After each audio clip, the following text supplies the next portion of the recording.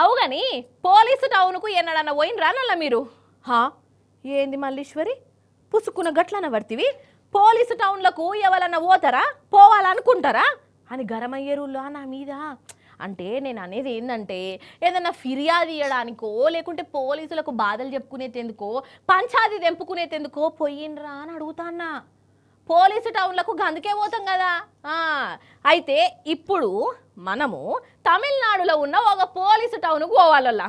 ఆ స్టేషన్లో ఒక్కడే పోలీసు సార్ ఉన్నాడు. రాత్రిపూట ఆ స్టేషన్కు ఎవరు వచ్చిండ్రో ఎరికేనా?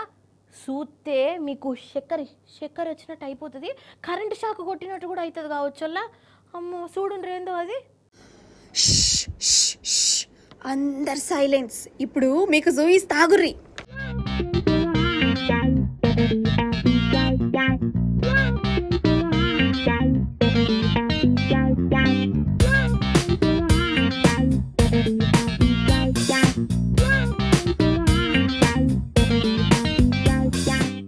హగగగో తిరుగుతుంది కనబడ్డదా?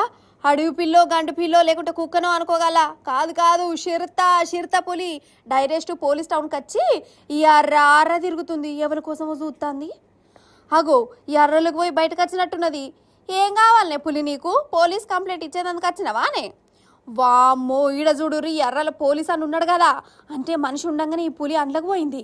ఈయనను చూసింది, అటు ఇటు తిరిగింది, మళ్ళీ వాపస్ వచ్చింది. ఇక పులి బయటకు వచ్చుడుతోని ఈ పోలీస్ అన్న నెమ్మదిగా వెనకకెళ్ళి వచ్చి అటు ఇటు చూసి దర్వాజా బంద్ పెట్టుకుంటుండు. నాకైతే గజగజ వణుకు పుడుతుందోలా. గట్టిగా వేసుకోవే దర్వాజా.